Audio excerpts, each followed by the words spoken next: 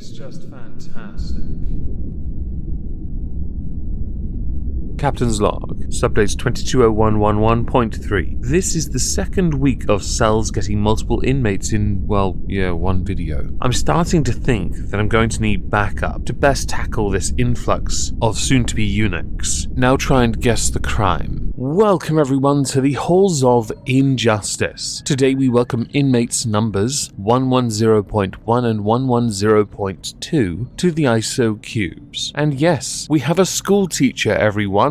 A religious education teacher, and also a deputy head. That's one person, the other one, meh. And you know what this means, right? We're going to go through all of this, by the way, so you can fully understand how this is, one, not a surprise, and two, both people are deserving of incredibly long sentences. The inmates in question are called Julie Morris and David Morris. Julie Morris and David Morris met in 2016 on the dating app Plenty of Fish, with Julie joining the site after a 15-year marriage fell apart after her husband had been unfaithful. Since 2011, Julie Morris was the safeguarding lead at St George's Central Church of England Primary School in Wigan. It didn't take long after initially starting their courtship to be described as, and I'm going to quote this, quickly becoming intensely sexual. This is relevant to later, so I thought I'd insert it now because it does tee up things. A lot of the messages sent between Julie and David were sent via WhatsApp.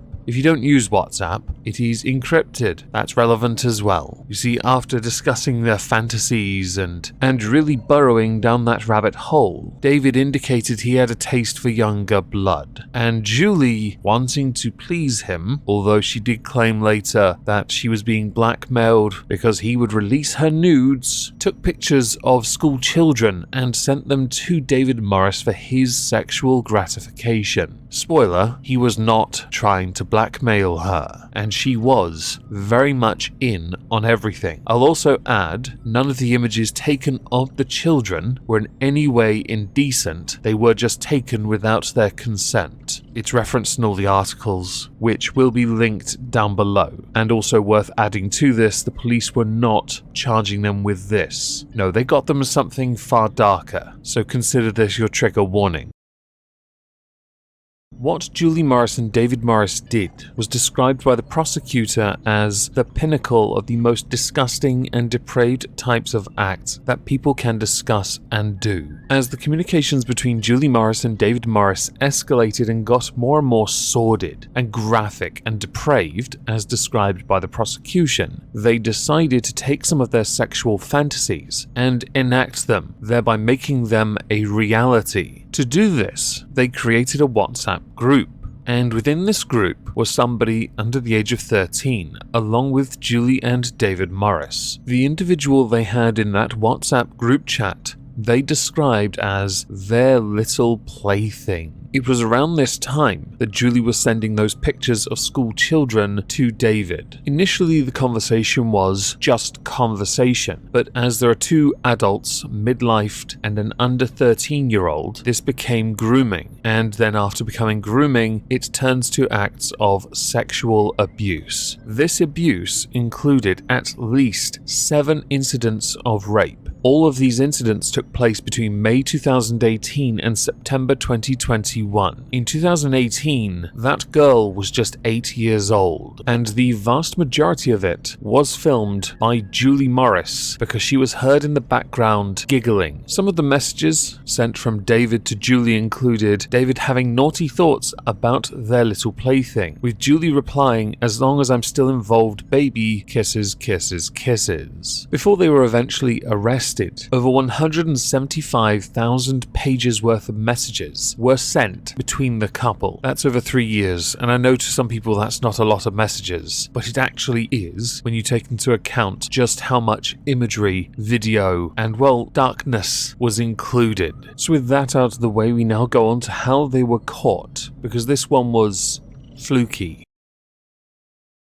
When I say fluky, I really mean It was a jammy arrest. In early 2020, the police raided the home of a paedophile in London. When the police analysed that paedophile's phone, they found out he had been in contact with David Morris, and they had in fact exchanged images of children. In early September, they eventually managed to find David Morris at his home in St Helens, which is in Merseyside. He was eventually released on bail, and officers were tipped off the following day that David Morris and Julie Morris were attempting to flee. The police at the time they had arrested him had confiscated a number of devices. They showed recordings of rape and sexual abuse. So naturally, when Julie and David Morris attempt to flee in a camper van to the Lake District with £10,000 in cash to go live out their Bonnie and Clyde dreams in the woodland realm of the Lake District, understandably the police are going to get involved and they're going to stop you from fleeing because they've busted you. The evidence is there. You kept it and you distributed it to other paedophiles. So yes, within 48 hours, both Julie Morris and David Morris had been arrested, all because of a raid on the home of someone in London that David Morris had been in contact with. The charges for Julie Morris included 2 counts of rape, 9 of inciting a child under the age of 13 to engage in sexual activity, and 2 of engaging in sexual activity in the presence of a child. David Morris was charged with 7 counts of rape, 13 counts of causing or inciting a child under 13 to engage in sexual activity, and 2 counts of engaging in sexual activity in the presence of a child, along with being charged with taking indecent images of categories A, B, and C, possessing and distributing indecent images, and 2 counts of engaging in sexual communications with a child. Also, 3 counts of voyeurism, possession of an extreme pornographic image, and possession of a prohibited image of a child. For those that don't know, categories A, B, and C determine the severity of the type of imagery that they possess, with category A involving penetrative sexual activity and or images involving sexual activity with an animal or sadism, category B images involving non-penetrative sexual activity, and category C other indecent images not falling within categories A or B. And voyeurism, for those who don't know, is defined as sexual preference for observing others engaging in intimate activity. Voyeurism is typically something females are charged with. Earlier in the video I mentioned that Julie Morris told the police that she feared her partner, David Morris, would release nude photographs he had taken to her friends and family if she did not cooperate and provide fresh meat or partake in activities that,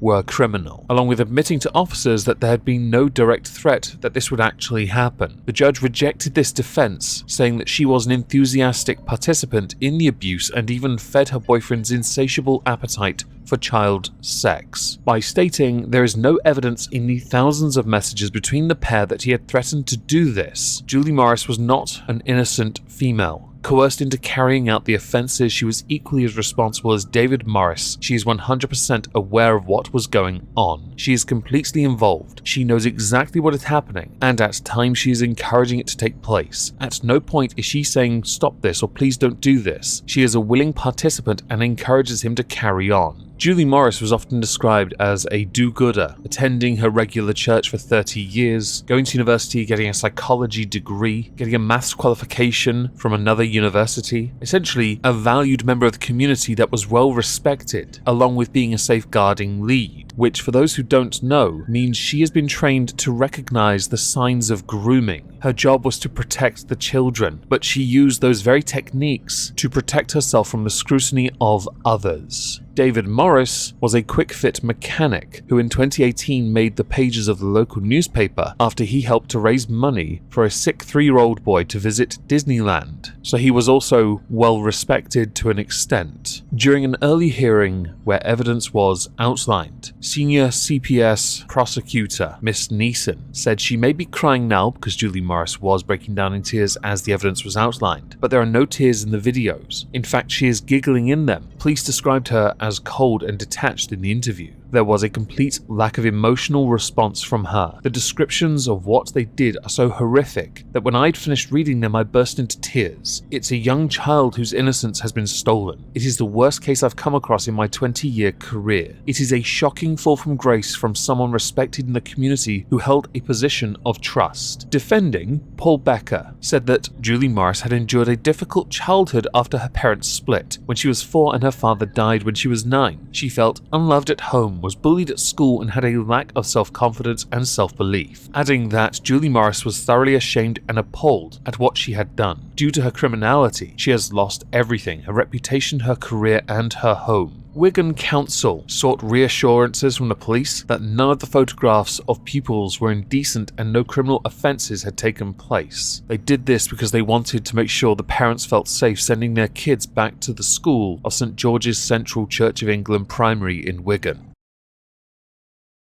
In an earlier hearing, David Morris pled guilty to 7 counts of rape, 13 counts of causing or inciting a child under 13 to engage in sexual activity, 2 counts of engaging in sexual activity in the presence of a child, taking indecent images of categories A, B, and C, possessing and distributing indecent images, 2 counts of engaging in sexual communications with a child, 3 counts of voyeurism, possession of an extreme pornographic image, and possession of a prohibited image of a child. Julie Morris admitted to 2 counts of rape, 9 of inciting a child under the age of 13 to engage in sexual activity, 2 of engaging in sexual activity in the presence of a child, 3 counts of taking indecent images of a child, 1 of engaging in sexual communication with a child, and 1 for possessing indecent images of a child. So yes, this didn't have to go before a jury, they were guilty. And with that, we get to the sentence.